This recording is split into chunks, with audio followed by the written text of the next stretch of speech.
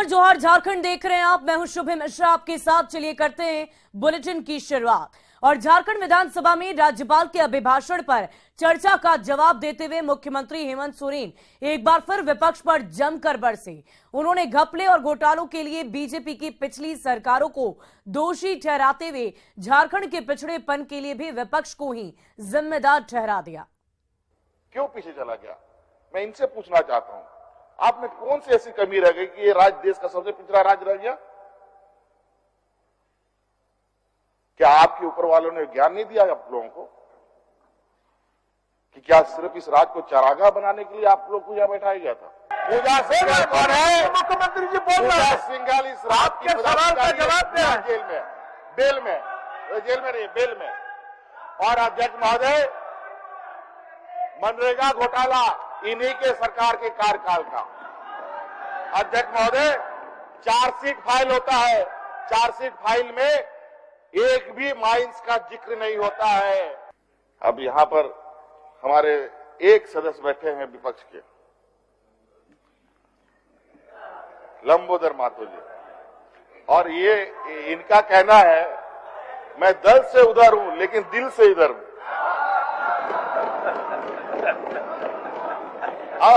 अब अध्यक्ष महोदय, ऐसे सदस्य का जो बैठने का स्थान का भी कुछ विशेष ध्यान होना चाहिए। आज इन केन प्रकार इनके समर्थन से जो सरकार नहीं है उनको परेशान करो।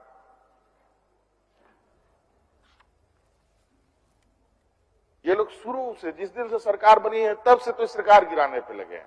इनके केंद्रीय मंत्री इस बात के लिए खुले मंचों से कहते हैं कि यहां का नेता बोलता है कि सरकार बदल दो। और झारखंड विधानसभा में वित्त मंत्री रामेश्वर उरांव ने 4,546 करोड़ रुपए का तीसरा अनुपूरक बजट पेश किया है और इस रकम को खर्च करने के लिए सरकार के पास सिर्फ एक माह का समय बचा है।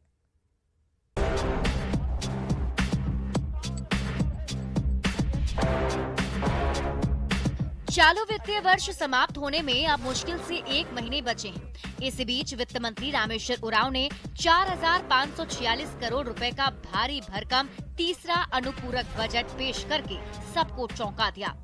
जाहिर है इस रकम को खर्च करने के लिए राज्य सरकार के पास अब बमुश्किल 30 दिन ही रह गए। सदन में तीसरा अनुपूरक बजट पेश करते हुए वित्त मंत्री रामेश्वर उरांव ने दावा किया कि इस बजट राशि के जरिए झारखंड के गांव-गांव में विकास की गति तेज की जाएगी। वित्तीय वर्ष 2022-23 के लिए 31 मार्च 2023 को समाप्त होने वाले वर्ष के भीतर शोधन के दौरान आने वाले भारों के वहन के लिए 4,546 करोड़ 27 लाख रुपए मात्र का आय व्यय विवरण सभा में उपस्थापित करता हूं। 4,546 करोड़ रुपए के तीसरे अनुपूरक बजट में सबसे ज्यादा 645 करोड़ रुपए का हिस्सा ऊर्जा विभाग को मिला है, जबकि दूसरे नंबर पर कल्याण विभाग रहा, जिसके हिस्से 530 करोड़ रुपए आए। तीसरे नंबर पर नगर विकास विभाग को 505 करोड़ रुपए का फंड मिला। इसके अलावा शिक्षा विभाग के हिस्से 406 करोड़ रुपए की रकम आई। अनुपूरक बजट में से 400 करोड़ रुपए राज्य सरकार पेंशन देने पर खर्च करेगी। वहीं पथ निर्माण विभाग की योजनाओं के लिए 365 करोड़ रुपए का फंड मिला है। स्वास्थ्य विभाग के हिस्से 327 करोड़ रुपए आए हैं, जबकि पेयजल विभाग को सबसे कम 31 करोड़ रुपए का फंड मिला। जाहिर है विधानसभा से पास होते ही सरकार के सामने सबसे बड़ी चुनौती होगी तीसरे अनुपूरक बजट की राशि को खर्च करना, क्योंकि चालू वित्तीय वर्ष समाप्त होने में सिर्फ 1 महीने ही रह गए हैं। अविनाश कुमार, न्यूज़ 18, रांची। और झारखंड विधानसभा में कांग्रेस विधायक प्रदीप यादव ने समान काम के लिए समान वेतन देने का मुद्दा उठाया। उन्होंने सदन में कहा कि सुप्रीम कोर्ट के आदेश के बावजूद झारखंड में आउटसोर्सिंग के जरिए अस्थायी बहाली हो रही है और ये कंपनियां अवैध वसूली भी कर रही है। उन्होंने इस मुद्दे पर अपनी ही सरकार को घेर लिया। फिर सरकार का यह कि जब हम एक ही काम कर रहे हैं, अध्यक्ष महोदय, हम भी पढ़ा रहे हैं, आप भी पढ़ा रहे हो, अध्यक्ष जी भी पढ़ा रहे हैं, उसी काम को कर रहे हैं। अस्थायी की बात तो बाद में करेंगे। हम कह रहे हैं कि हमको ये सामान्य सुविधाएं मिलनी चाहिए, आप उस पर क्यों नहीं गौर करते? उस आदेश में ये बातें हैं मतलब यह है कि अगर वैध है तो सरकार वैध कामों को करे, जब बहालियां करे तो वैध रूप से करे और लोगों को समान काम के लिए जो सुप्रीम कोर्ट का जो आदेश है, पहले तो सरकार ने टाल मटोल भी किया कि भाई सुप्रीम कोर्ट का आदेश हमारे ऊपर लागू नहीं होता, जबकि सुप्रीम कोर्ट का आदेश पूरे देश में लागू होता है। आज उनके गठबंधन के साझेदार ही सरकार को आईना दिखा रहे हैं और भारतीय जनता पार्टी तो लगातार इस बात को कह रही है कि युवाओं को रोजगार देने के जगह पर सरकार एक इंटेलेक्चुअल एजेंसी के माध्यम से और सरकार ने आउटसोर्सिंग के माध्यम से राज्य के युवाओं का तकदीर और भाग्य देने का काम कर दिया है।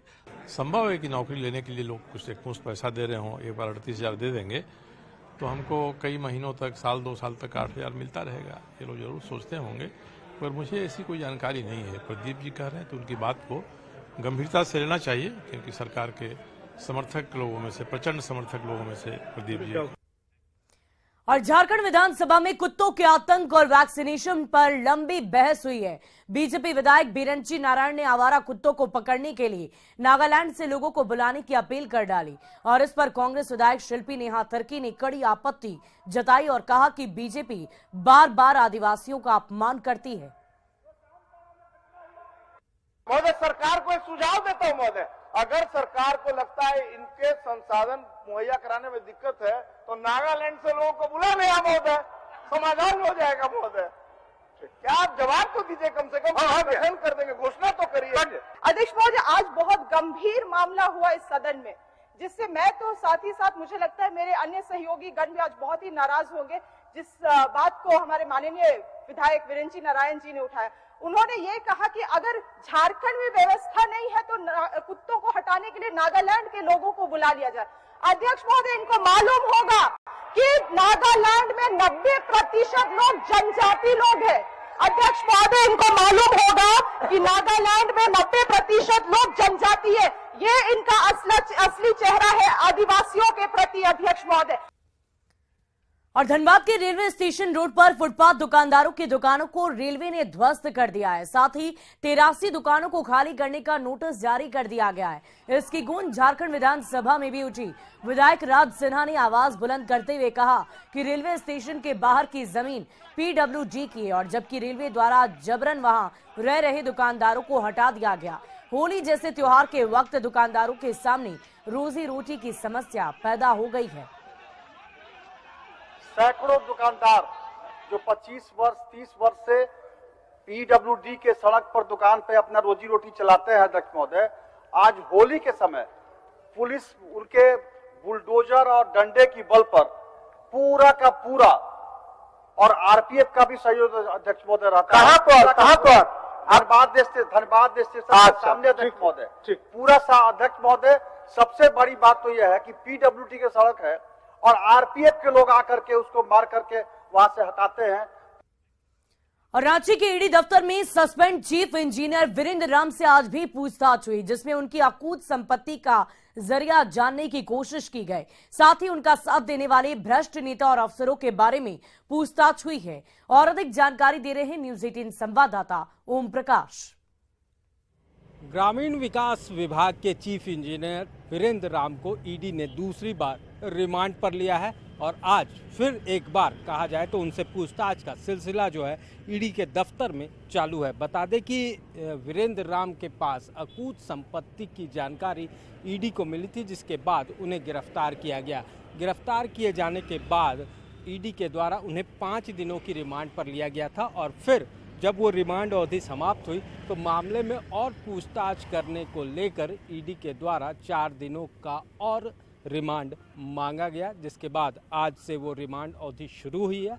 और फिलहाल जो ईडी के अधिकारी हैं वो वीरेंद्र राम से पूछताछ कर रहे हैं। वहीं जो जानकारी मिल रही है, जो उनके पास से दस्तावेज मिले थे, जो उनसे पूछताछ हुई थी, उसके आधार पर भी कई इंजीनियर जो हैं, जो ग्रामीण विकास विभाग से या फिर ग्रामीण कार्य विभाग से जुड़े हुए हैं, उन लोगों पर भी ईडी की दबिश देखने को मिल रही है। पिछले दिनों हमने देखा राम पुकार राम के आवास पर भी ईडी के द्वारा छापेमारी की गई है। जो जानकारी मिल रही है कि वीरेंद्र राम के पास जो डायरी मिली थी उसमें जो भी चीज़ें लिखी थी, ज़्यादातर की हैंडराइटिंग जो थी वो राम पुकार राम से जुड़ी हुई थी, उनके द्वारा लिखी गई थी, जिसके आधार पर ईडी ने उनसे भी पूछताछ की है।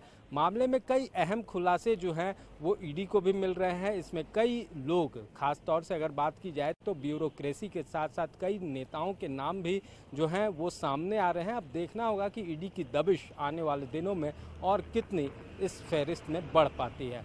कैमरामैन प्रभाकर के साथ ओम प्रकाश, न्यूज़ 18 रांची। और धनबाद में बीसीसीएल के ब्लॉक 2 क्षेत्रीय दफ्तर पर सीबीआई ने दोपहर 3 बजे अचानक ही दबिश दी। आधा दर्जन से ज्यादा अफसरों ने कार्मिक विभाग में कागजातों की जांच पड़ताल की है और इस दौरान कार्मिक प्रबंधक रत्नाकर मलिक से कई घंटे तक पूछताछ की गई। उनकी गिरफ्तारी की चर्चा भी सामने आई, पर सीबीआई ने इस पर कुछ भी बताने से इनकार कर दिया है। छापेमारी के दौरान एजीएम एसबी कुमार, भू संपदा अधिकारी अमरेंद्र कुमार, एपीएम के ड्राइवर शमसूल अंसारी और क्षेत्रीय सुरक्षा अधिकारी सुरेश प्रजापति सहित कई लोगों से पूछताछ की गई।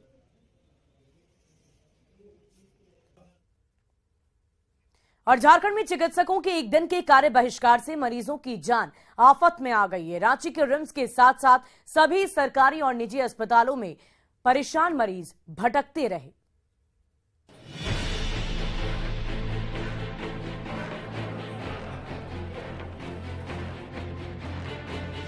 बिलिंग काउंटर पर सन्नाटा, दर्द से कर्राहते मरीज और परिजनों का लंबा होता इंतजार। ये नजारा है झारखंड के सबसे बड़े सरकारी अस्पताल रिम्स का, जहां चिकित्सकों के कार्य बहिष्कार ने रोगियों की जिंदगी आफत में डालकर रख दी है। गिरिडीह, चतरा, पलामू और पुरुलिया जैसे दूर दराज के इलाके से लंबा सफर करके रांची पहुंचे इन मरीजों और उनके परिजनों ने जब रिम्स में कदम रखा तो उन्हें हड़ताल का पता चला। अब उनके सामने हड़ताल खत्म होने तक इंतजार करने के सिवाय और कोई चारा नहीं बचा है। राज्य भर में हुए डॉक्टरों के ऊपर हमला को लेकर डॉक्टरों ने आज स्ट्राइक का ऐलान किया है, काम का बहिष्कार किया है। राज्य के सबसे बड़े सरकारी अस्पताल रिम्स की तस्वीर है, जहां डॉक्टर्स हड़ताल पर है और मरीज परेशान यहाँ पर है। इमरजेंसी सेवा फिर भी खुली है, लेकिन मरीज जो है, जिला हमारा घर पड़ता है मैम, समझे गरीब आदमी है हम लोग का, यहाँ बहुत देरी से खाना पीना भी दिक्कत होता है, रहने में भी दिक्कत है। बच्ची का थोड़ा 2-2.5 साल का बच्ची है, अभी तक वहाँ गए, कहाँ चोट है? माथा में चोट है, उसका ब्लड जम गया है और रिपोर्ट देने में कभी बोलता है कि वहाँ पे जाइए, नया में जाइए। अभी बोला गया कि कल खुलेगा, कल आइएगा आप लोग। इनका हम लोग को दिक्कत है, चतरा से आ रहे हैं हम लोग। क्या बोला गया? बोला गया यहाँ हड़ताल है, अभी पर्ची नहीं कट रहा है। चिकित्सकों के कार्य बहिष्कार ने मरीजों और उनके परिजनों की परेशानी बेहद बढ़ा दी है।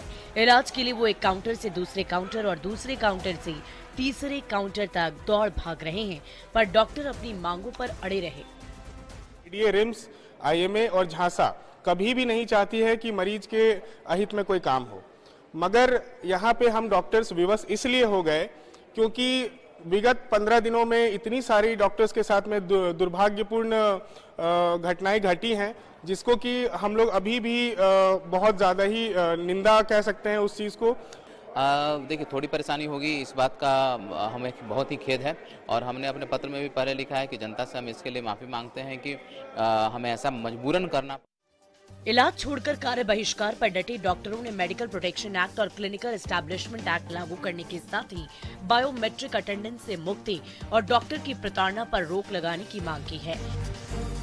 डॉक्टरों की ये मांगे भले ही जायज हो, पर सरकारी और निजी अस्पताल में ओपीडी ठप रहने से मरीजों की जान सांसत में पड़ी रही। इस पर स्वास्थ्य मंत्री बन्ना गुप्ता ने चिकित्सकों को राजनीति से दूर रहकर मरीजों का इलाज करने की अपील की है, तो बीजेपी ने चिकित्सकों की मांग का समर्थन किया। तो डॉक्टरों को तो प्रोटेक्शन सरकार को देनी चाहिए, लेकिन उनकी कोई संवेदना दिख नहीं रही, तो ये बड़ा दुखद है। अभी भी एक डॉक्टर तो कहाँ मेडिको में भर्ती। चिकित्सकों के एक दिन के कार्य बहिष्कार से पूरे झारखंड की सेहत बिगड़ गई। इस बीच रिम्स में हड़ताल खत्म होने का इंतजार कर रहे मरीजों की रात अस्पताल के फर्श पर ही गुजरने वाली है। तो ऐसे एक नहीं कई मरीज है जिनको अपना रात भर इसी जमीन पर बिताना पड़ेगा। कुछ जो मरीज है वो काफी ज्यादा दर्द से भी ग्रसित है, लेकिन डॉक्टर्स ने जो स्ट्राइक बुलाया है उसके वजह से हजार की तादाद में से भी ज्यादा मरीजों को इस बार परेशानी जो है वो उसका सामना करना पड़ेगा। रूपाली त्रिपाठी, न्यूज 18, रांची। और रामगढ़ उपचुनाव का रिजल्ट चंद घंटों बाद कल दोपहर तक सामने आ जाएगा और ऐसे में सभी 18 उम्मीदवारों के दिलों की धड़कनें अब तेज हो गई है।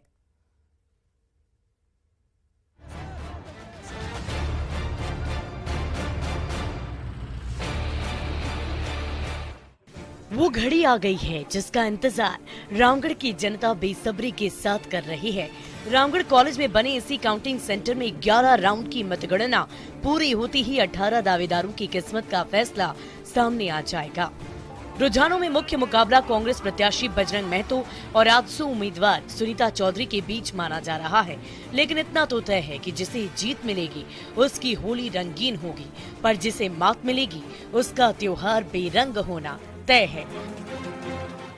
कुल 18 उम्मीदवार इस बार रामगढ़ विधानसभा उपचुनाव में खड़े हैं, लेकिन मुख्य मुकाबला कांग्रेस के बजरंग महतो और आजसू पार्टी की सुनीता चौधरी के बीच माना जा रहा है। ऐसे में आज की रात जो होगी वह प्रत्याशियों के लिए धड़कनें बढ़ाने वाली होगी। अब जीत किसके हाथ लगेगी यह तो 2 मार्च को दोपहर के बाद ही पता चल पाएगा।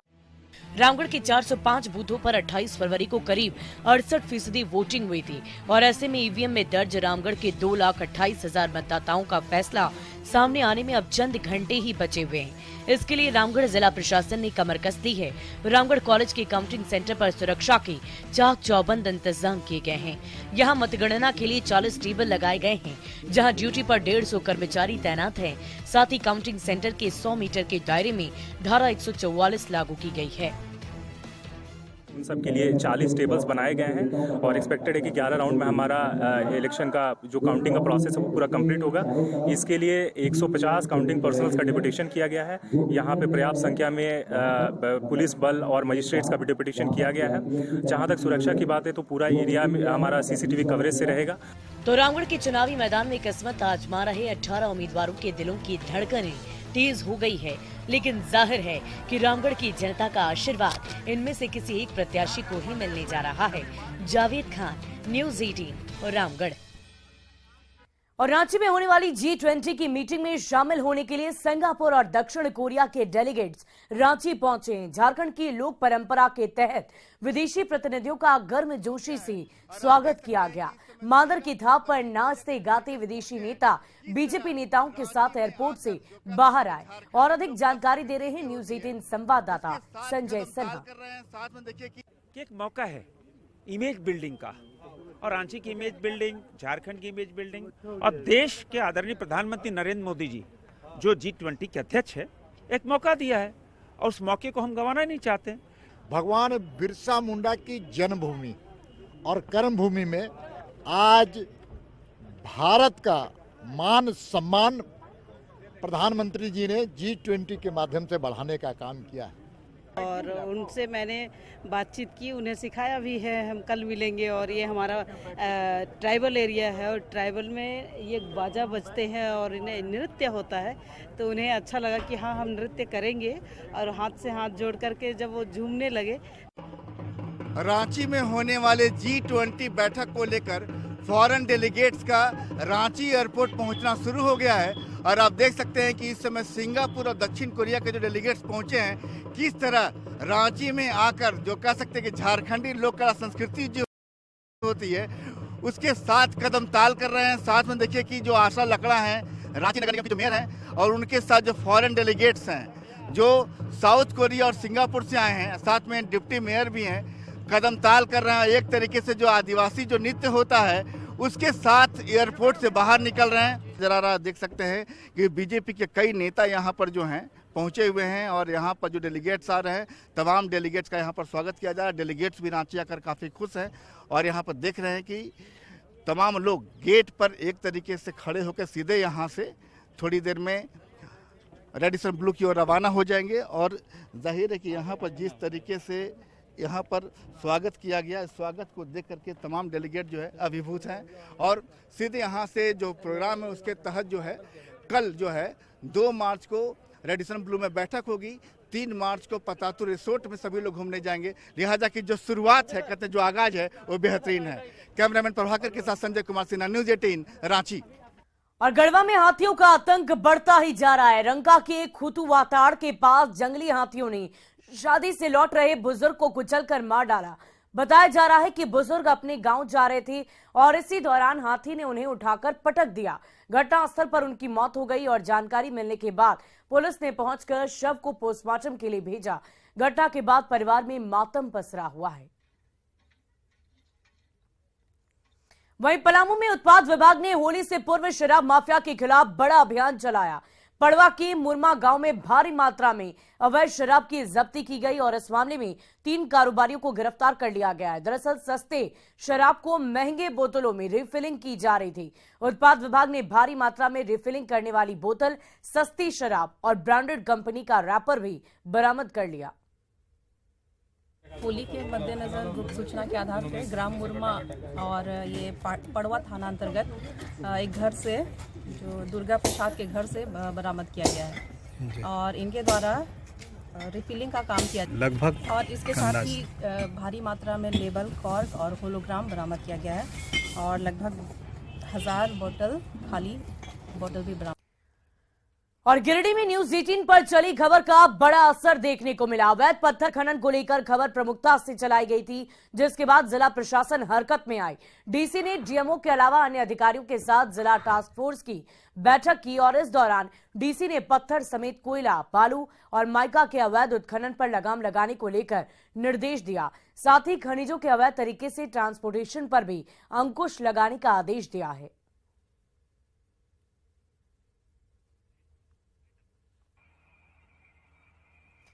और फिलहाल इस बुलेटिन में अभी के लिए बस इतना ही, लेकिन न्यूज 18 बिहार झारखंड पर खबरों का सिलसिला लगातार जारी है।